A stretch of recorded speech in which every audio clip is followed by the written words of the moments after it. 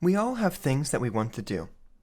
Unfortunately, most of our minds are plagued with self-defeating thoughts that hold us back from accomplishing our goals. In this episode, we will go over how these thoughts become automatic and how we can use the same mechanisms to train our brain to automatically push back using self-empowering thoughts instead. You will also get an activity to find out what positive thoughts you would like to loop in your mind. I will discuss running from the work that we need to do, and how we can both start to endure more negative feelings while also lowering the stress that can come with working on ourselves. Please enjoy the show. I think it's really unfortunate that it's when we are trying our hardest to better ourselves that our negative thoughts get the loudest. As soon as we start trying new things in hopes of living the life that we always wanted to live, our brain ramps up its arguments against us. Self-disclosure, I have diagnosed depression, so I relate to this in terms of the depressive episodes I have gone through. Depression is a good proxy for this part of the discussion because the depressive episodes will exaggerate my self-defeating thoughts and make them very prominent in my mind. I am personifying depression here, but it's as if depression projects my hurtful thoughts onto a loudspeaker to try and get me to believe them. While this takes a heavier emotional toll on me, it makes it a lot easier to identify what my self-defeating thoughts look like and has given me incentive to learn how to handle them. Here has been my experience, specifically pertaining to script writing. There will be multiple days where I think to myself that I've been a failure for too many days in a row, and because of this, there's no way that I will be able to start succeeding. I viscerally feel like I'm incapable of being productive. Loops start to play in my mind of me wanting to do something. I remember that I'm going to suck, or I haven't done it for a long time. I then tell myself that I shouldn't even try because I will suck at it, and then I wallow instead of making progress. Unfortunately for all of us, we can have a mindset that effectively is the same as someone who is depressed without having to be depressed. We can train our inner voice to be so self-defeating that it effectively gives us the same depressive debuff that someone with clinical depression has. We will talk about how to alleviate this soon, but first we should talk about how this happens in the first place. The negative loops in our head are there by virtue of repeating them so frequently, though you'll learn that this isn't always your fault. Our recurring thoughts build up over a long period of time, and soon every time we go to do an activity, we are hit with the same beliefs that have defeated us time and time again. I watched a TikTok the other day that talked about the inner voice being like a trained parrot. If we can think about our inner voice as a parrot, it becomes clear that the thoughts that we hear playing in a loop are just a part of our mind that has heard things so many times that it starts repeating itself. I'm also going to pair this with something I heard from Dr. K, in case anyone wants a more scientific understanding of what happens. And a big caveat here is that I don't understand this science myself, but I understand what he said to mean that when we have repeated thinking patterns, we create a friendly environment to certain bacteria that will latch onto the parts of our mind that house those negative thoughts. Once established, the bacteria will start to perpetuate these negative thoughts without our conscious effort. The common thread between these two sources is that if we have the same self-defeating thoughts for long enough, we will continue to think that way even if we don't intend to. I'm glad that I learned about this because it allows me to not blame myself for the self-defeating thoughts I have and gives me an enemy to root against. You know, it's one thing if I let myself think I'm a failure, but it's entirely different when a group of single-celled losers tries to do it. I also like that it creates distance between myself and the negative beliefs that are circling in my mind. So instead of simply believing the thoughts of failure outright, I can now think to myself, do I really believe the negative things I'm hearing about myself right now, or is it that pesky parrot? Before, I said that when negative thoughts are hyperbolized, it makes it easier for me to disregard them. Here, these ideas point out that the negative thoughts that my brain is feeding me don't always come from my conscious effort. So what we are going to do is train up a parrot to empower us by sending us positive thoughts, and I'm going to call it our protective parrot. I hear a lot about people giving into their thinking patterns and truly believing that they can't go against what their mind tells them. I'm hopeful that through this framework, you are able to identify the limiting thoughts your pesky parrot gives you and find value out of training a protective parrot to disagree and empower you. To do that, we are going to use the same mechanisms of repeated thinking to grow our positive self-talk. All that is needed is to build a repertoire of positive thoughts to counteract the bad thoughts, and then train our brain to deploy them consistently.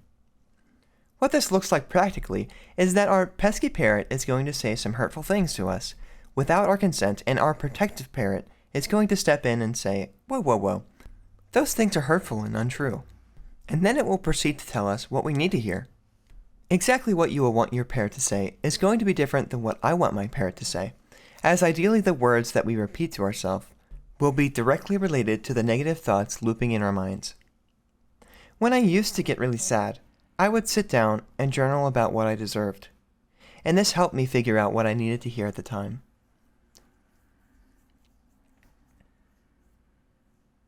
In my journal, I would write things like, "I deserve to feel loved.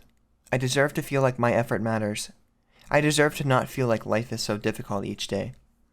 I deserve to be myself without so much judgment." And I would do my best to talk specifically to the negative feelings I was experiencing. For example, if I was feeling unloved one day, I would journal, "I deserve to feel loved. I am lovable. I love how kind I can be. I have creative thoughts that are valuable and are worthy of love."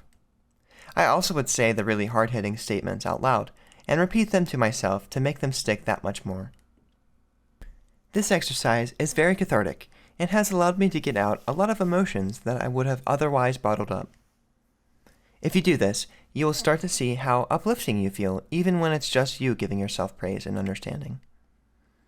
It will also start to build your personalized list of positive thoughts you will want to keep on hand.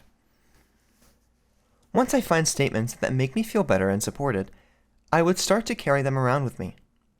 Anytime my negative thought loop starts up, I pull out my paper or Google Doc and read over how I actually feel about myself. By doing this over the course of a week or two, this sets up the loop that my protective parrot will use as ammunition against the negative thoughts I have. Back when I really needed this practice, I'll admit that it did take some time before my helpful thoughts came naturally without me having to read them to myself. However, once it started, I was able to perpetuate them a lot easier.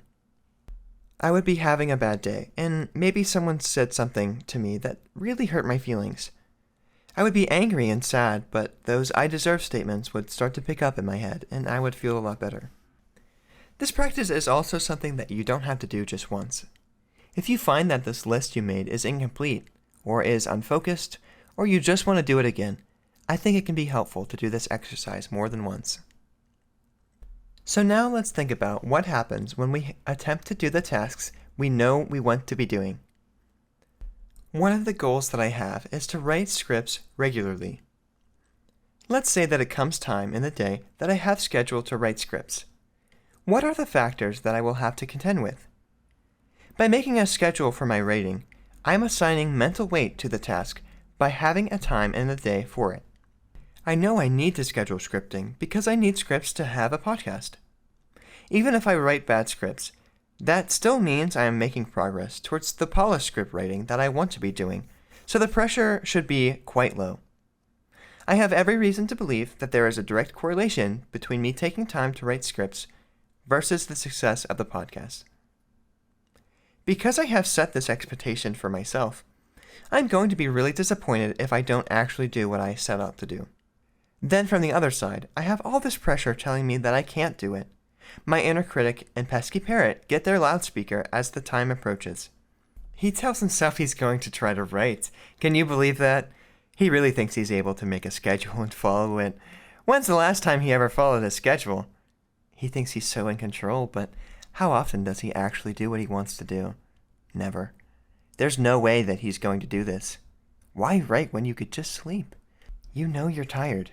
Just take a nap. You can get to it later. Feeling both the strong desire to write, yet not feeling any motivation whatsoever, creates an internal struggle within us. It's almost like we get into a fight or flight response with how overwhelming these feelings can be, and most of us will choose to flee. And boy, are we rewarded for doing so. Instead of dealing with a midlife crisis and attempts to push buttons on a keyboard for an hour, I have TikTok. I can go on YouTube. I can get a snack that will taste good, but I probably don't even need or want. I can go on a walk and listen to an audiobook or take a nap. The more possibilities I think about, the less appealing writing becomes. And the more that I give into these urges and choose to do something else instead, the more that I train myself that I'm not capable of dealing with the turbulence I feel inside of myself. So I do want to say that it is understandable why we choose to flee. But I do think it's advantageous for us to choose to go through with a task anyways. We have two avenues to make this easier for ourselves. We can either strengthen our resolve to endure that feeling for longer, lower the conflicting feelings that we have, or a combination of both. To start, we are going to train ourselves to deal with the mix of emotions that we have. I hear a lot of health channels talk about how to have a better mindset to prevent the flee response, but I want to start with what to do when we get like this. The first important step is to slow down. Imagine your emotions like a tangled up slinky, and remember that it's going to take time trying to straighten them out before you can go rolling down the stairs again. Start with a body check-in. Do I feel safe? Do I feel grounded? Do I feel comfortable? Am I feeling tired or hungry or sad? Are there a million other things on my mind? Or, and be honest, do you just not want to do what you need to do? Finding answers to these questions should be fairly straightforward when you are in the moment, and the next section will discuss the different questions affecting you. Going through our list, we'll assume the negatives of the question, and I will offer potential paths forward.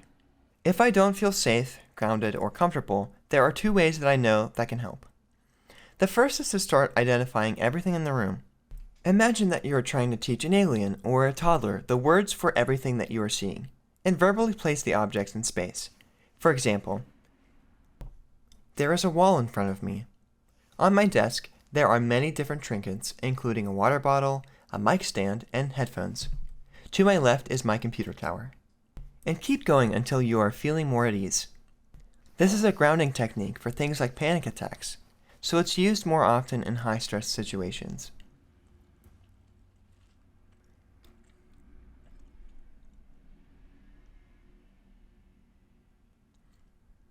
What we are doing is shifting our focus from the panic or unease that we are feeling and getting our brains to focus on our immediate environment, which both distracts and shows our brain that the things around us aren't dangerous to us.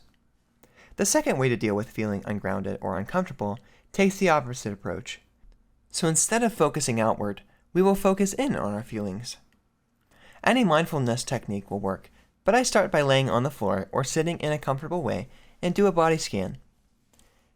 This time I'm focused on the parts of my body and individually focus on how they are feeling. Everyone usually starts with their feet for some reason, but if you want to start randomly, I doubt that will matter. But let's say that I start with my feet. I start asking questions about what each part of my body is experiencing. What do my toes feel like? Am I able to sense my socks on my feet and the blanket that is on top of that? Can I feel the floor under my feet? Slowly I will start working my way up, and eventually I will get to a problem area. Maybe I noticed for the first time that my back feels funny. I adjusted my position and found that I was distributing my weight in a painful way. Let your body tell you what's wrong. It's always sending us signals, and sometimes all we need to do is to take time to listen, to understand what's bothering us. Moving on, let's say that I'm hungry, tired, or sad. I think here's a good time to remind everyone that self-help is a marathon and not a sprint. So when I find something that is wrong, it's usually a product of my larger habits rather than this being a one-off event. So if I find that I'm hungry, is it that I just so happened to miss breakfast this morning? Or do I not even have any meals in the house that I enjoy eating? If I'm tired, is it because I had to stay up late last night and couldn't get to bed at my normal time? Or am I consistently changing my sleep schedule or not sleeping when I could be? I think when we really look at it, many of us will find that the problems that we are experiencing at the moment are problems that we face all the time. So rather than me telling you, go eat, go take a nap, or have a nice cry, I will say to do your best to accommodate to the needs that you find yourself having all the time. Pick a breakfast food that you can have prepped the night before that you can just throw in the microwave when you wake up. Make sure that you stay up until your bedtime without taking a nap so you can more easily fall asleep at the time that allows you to get a full night's rest. Or schedule a regular time that you are going to grieve or work through your sadness that you feel each day. I don't want to give you a temporary solution to a larger challenge in your life. I would rather encourage you to find a proportional response to the problems that have been affecting you. So if these problems are chronic, make sure that you have a recurring solution as part of your routine. And if it's not chronic, feel free to have a snack, lie down for half an hour, or call someone to vent. If there are a million things on my mind, the best advice that I've heard is to simply write them down. Helpers will recommend this activity for people with ADHD. The paper or computer document that you put your thoughts onto is supposed to take the burden off of you and put it somewhere else. So instead of all these thoughts cluttering your mind, you transfer them somewhere that those thoughts are still accounted for, but that you are no longer responsible for remembering.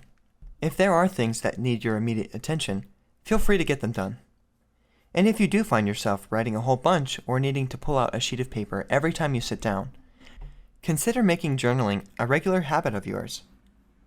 Again, if you are having chronic problems, it's going to serve you a lot better to have chronic solutions. If after all of that, and we still aren't wanting to write or work on our chosen task, it probably goes back to the contrasting pressures from our wants versus the negative thoughts we have about our abilities. As basic as this may sound, I want you to first focus on enduring the negative feelings that you're experiencing, while also making attempts to work on your desired activity. You may not be able to endure the feelings for long at first, but if you have ever worked out, you will know that your muscles often get much stronger when you regularly push them.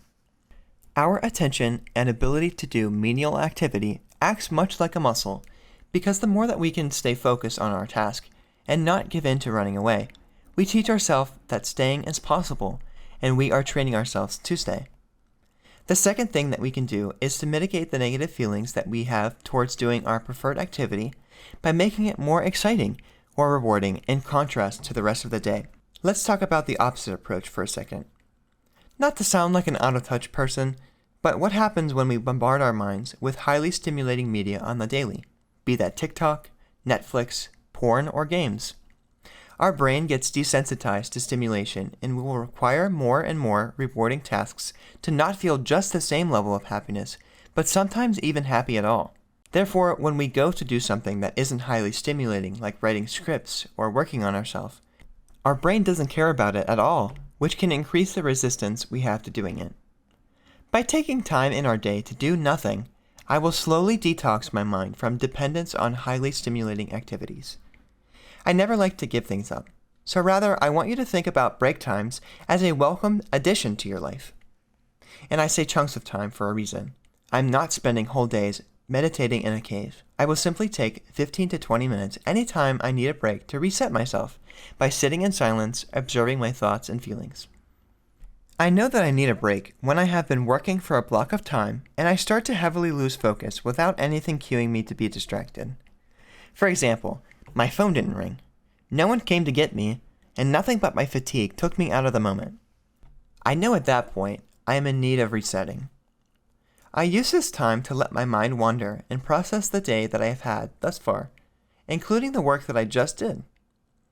It's also time that I can use to work through any issues that I'm having with a spouse, think about how I want to spend the rest of my day, and generally just gives me space to recharge my mental battery. Here's an analogy I will use to ground this idea. We have GPS these days, so this scenario doesn't happen for the most part, but imagine you are trying to drive somewhere and need to figure out which route you are going to take. Most of us won't have a co-pilot to do this for us, so we are going to have to be the ones who are entirely responsible for plotting and carrying out our journey. By never taking time to reflect and do nothing, it's like if we hopped in our car and just started driving. We could probably get to our destination eventually by trying to figure out our path as we went, but we are going to be taking wrong turns very often while also not turning when we need to be. Instead, it will be much more efficient to pull over here and there to pull out a map and start looking for the right course of action. Luckily for us, pulling out our map is as simple as not doing anything. Our brains are extraordinarily good at computing without us realizing. There have been multiple studies researching this phenomena.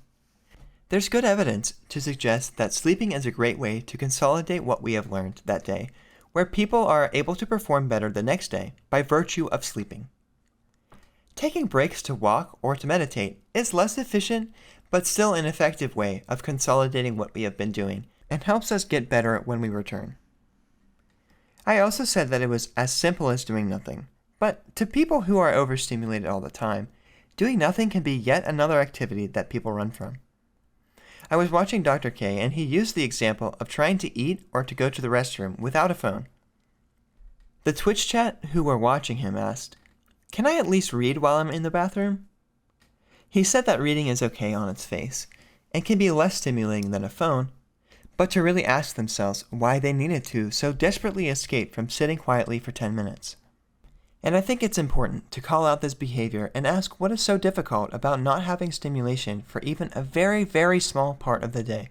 The desire to not take breaks comes from never giving ourselves rest, and eventually our brain starts to believe that we need more things occupying our mind to feel comfortable, even when it's actually draining our ability to focus. Speaking of books, though, why do you think it's harder to read these days than it was when we were in grade school? I hope you can start to see that alleviating that need for constant stimulation is not solved by giving in, but instead to take time to do nothing and sensitize ourselves back to normal activities. Compare our culture to the cultures of the past. They didn't have the internet, let alone social media companies, occupying an eighth of their waking hours. Again, not to sound out of touch, but they were able to do much more boring things because everything was boring. There weren't these really exciting things everywhere, but at this point in history, being able to withstand boredom is like a superpower because it's so difficult to attain. When we don't need highly stimulating activities to engage with everyday life, so much opportunity opens up for us. Imagine if you were able to easily put in the work to learn a skill, clean and do repairs on your house, or build a company. Taking 10-minute breaks in your day to do nothing gets you one step closer to being able to do that and more. Our discussion for this episode revolved around several ideas that act as a major hindrance to our growth. The first is that many of us have reoccurring negative thoughts about ourselves. I explained these in terms of bacteria or a pesky parrot repeating back the negative thoughts that we have even when we don't want them to. Using the same mechanisms of how the negative loops were generated, we learned how to give ourselves a protective parrot using I deserve statements and repeating the list we came up with when we start to think badly about ourselves. I then talked about having expectations for ourselves and comparing that to our previous performance, causing conflict in our minds. I discussed potential solutions such as slowing down to do a body check or putting labels to our surroundings. I talked about matching the consistency of our solutions to the problems that we're having. So if I'm having a chronic problem, it's going to be best if I find a chronic solution. Next, we discussed writing down our thoughts and making journaling a habit if we see that we need to do this often. Finally, I talked about working on our endurance of negative events to build up that muscle while also taking time in our day to do nothing. Both will help lower the negative pressure we feel when we need to get boring things done. I hope that you have found today's discussion to be useful. Here at the Metamorphic Mind, I attempt to give the listener practical advice and empowering viewpoints so that more people can live the life that they want to live. You can do it. Your life can be what you want it to be, and I hope that this episode gets you one step closer to the life you want to lead. Your life can be what you want it to be, and I hope that this episode gets you one step closer. If you would like to support the channel, consider following or subscribing to never miss an episode. Your engagement helps the channel reach more people and lets the platform know that the channel provides value to its listeners. Thank you for listening, and I hope to see you soon. Peace.